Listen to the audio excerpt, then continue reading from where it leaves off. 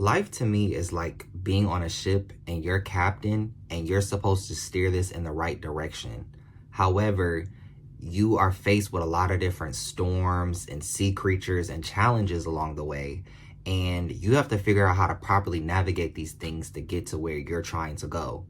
But at the same time, you need to figure out what's the right location and then also be able to appreciate the moments even when you do run into those storms or sea creatures. So really just be able to enjoy the journey as much as possible, get through the obstacles and get to where you're going. So when it comes to life, we need a guide, or we need to have an understanding of what we're doing. Because if you don't know how to get to the location or why you're even going there in the first place, it's going to be really hard to live a happy life and peaceful life because you don't know what you're doing.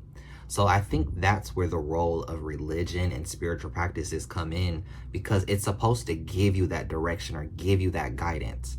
But a lot of the times we're born into a religion or spiritual practice that we didn't choose. I was born Christian, but really I was born with no spiritual practice. I was just taught these customs, traditions, and beliefs by my family, and that's how they live their life. But a lot of times we don't get to choose for ourselves. And it's like, I'm supposed to be the captain of my ship, but I have other people that have their own ships telling me what to do on my path. And my path looks different than them.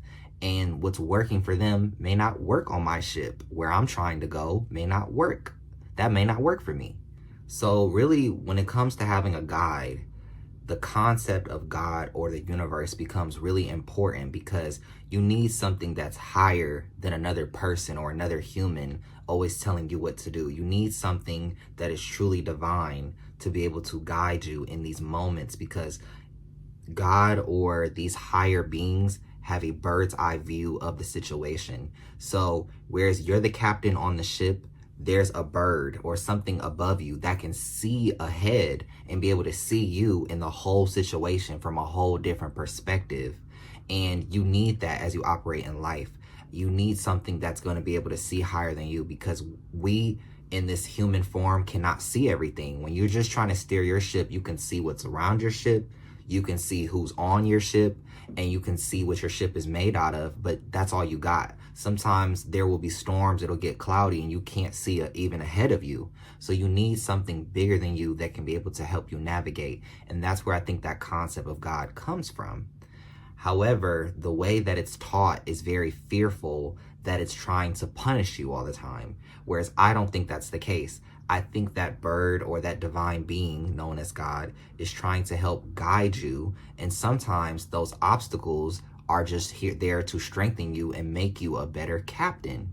So if you're confused about life and you're not understanding why certain bad things are happening to you, and especially if they're a pattern, there's a lesson there, or there is something there for you to get so you can be a better captain of your ship.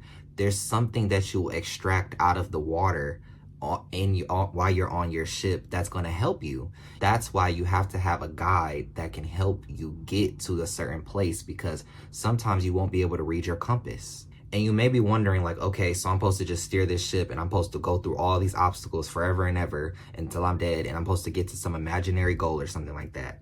Forget about the goal. The obstacles in the life that you live, the good and bad that you go through, is meant to raise your consciousness. Your consciousness is your mindset, your spiritual state, your awareness. Your soul is supposed to grow.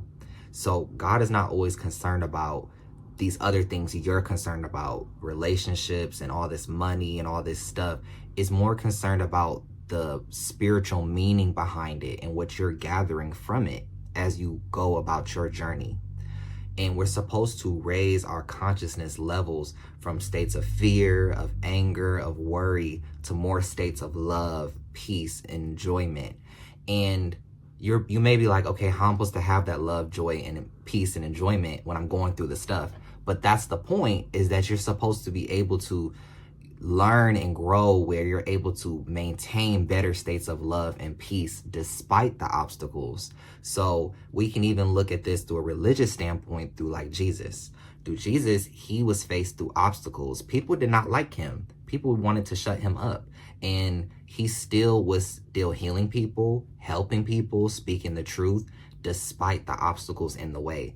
And I feel like that's how you become more of a divine being on your own journey, is that despite the obstacles, you know, I'm going to move through this. And I know that this physical reality is just me learning lessons. It's just me steering this ship to get to where I'm going to go anyways. And I'm being guided by something higher than me. So therefore, I'm not going to be worried about money or about romance or about all this other stuff that doesn't matter.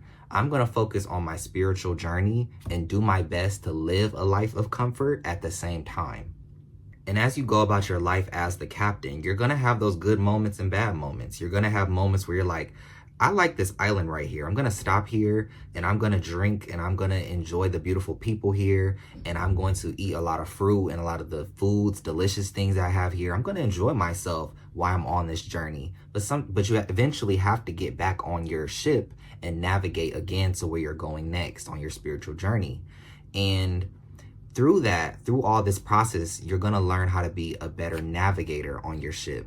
You know, through the good and through the bad, you're going to have better navigation skills, better boundaries. You're going to have better resourceful skills. You're going to learn how to manage your resources on the ship. You're going to learn how to be divine and a better person in your own life. And then eventually, and through that process of refinement and of growth, that bird, back to that bird, which is God, or that metaphor of that, it's trying to show you that actually you're just like me. You can soar and be this bird and have this bird's eye view as well.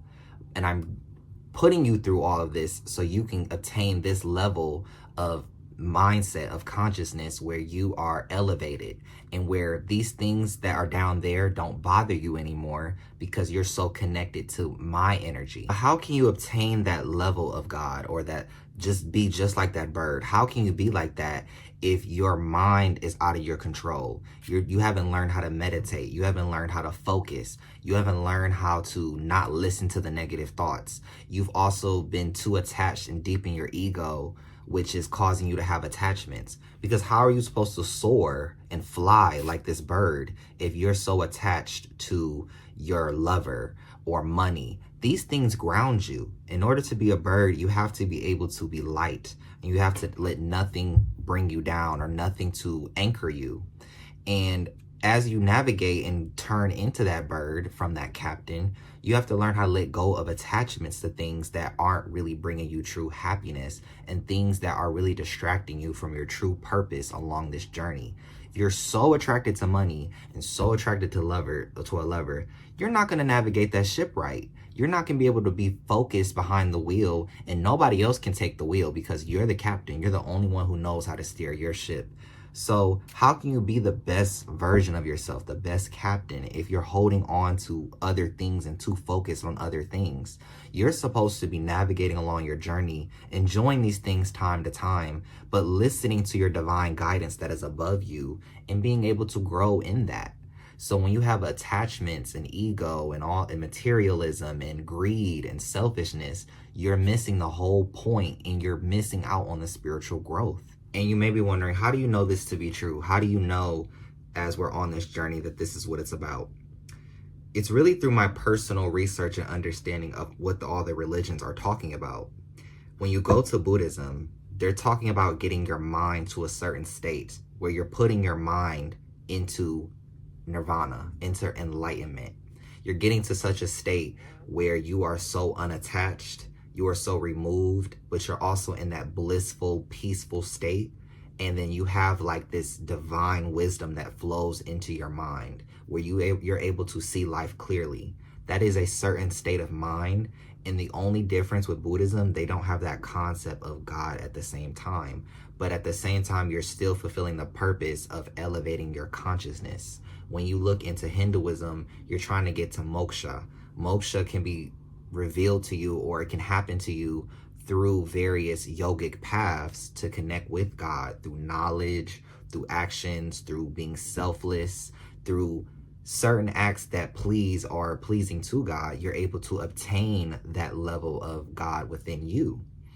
And then you're able to be one with God and no longer being reincarnated. When you go to the Abrahamic faiths of Christianity, Judaism, Islam, they talk about serving God. They talk about loving people, being of service to people. And then they talk about the afterlife of reaching heaven or hell, trying not to go to hell, but reaching heaven. And to me, I feel like that state of heaven, you reach that after doing all these good deeds. But I don't think it's necessarily about the good deeds. I think it's necessarily about you are fulfilling God's purpose and you are being able to put yourself into a state like God would have you, where you're able to be loving and caring.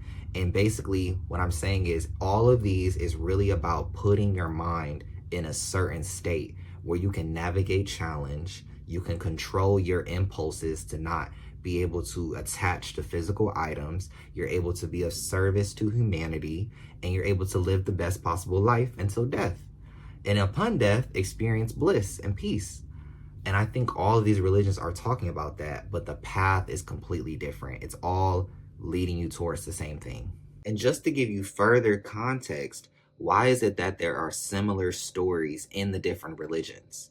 For example, Jesus was tempted by the devil for 40 days and 40 nights while he was fasting in the wilderness after he got baptized. And the devil was trying to tempt him with items and was trying to tempt him by doing things to like use his divine power. And Jesus kept combating him with different scriptures and remained in his like divine consciousness. The same thing has happened with Buddha. When Buddha was meditating under the Bodhi tree, a demon named Mara was trying to get him to move and get him to get distracted and get him out of his meditative state, his divine consciousness. The same thing is true in Hinduism with Krishna. Krishna, when he was a little boy, was being faced with tons of different demons, animals, and objects in different forms. Demons were kept trying to get to him. And even as a child, he was able to deal with them using his power and his wisdom. So why is it that in all these stories, even divine beings are being tested by things outside of themselves to get them to be out of spiritual alignment? So like I said, even going back to my example, when we're a captain on this ship, and just like how these divine beings navigated their issues, that's how we're supposed to get through them as well. And all these religions are giving us the blueprint to do that. But it's really all through your mindset and not getting distracted. Really, the biggest demon or obstacle that can come your way as a captain is being distracted. Being distracted is like the ultimate demonic influence on your life. That is a resistance that will constantly be in your life in this 3D reality till the day that you die. But it's not about being fearful of that. It's about being able to rise above that every single time, like these divine beings did. So yeah, through all that, I hope this video has been very helpful for you. I hope I was able to shed some more light about what this life is really like on a spiritual level. And do your own research. Research into different religions yourself. Research into different spiritual practices. See what I'm talking about for yourself. And be able to develop your own understanding of things. But the foundation, like I said, is the service to humanity. It's being able to have the right type of mindset towards obstacles. It's being able to just be in that level of peace and love as much as you possibly can. Obviously, there'll be moments where you're not like that, but do your best. And I will see you guys in my next video. If you watch this to the end, leave a sun emoji. And I will see you guys in my next video. See you later.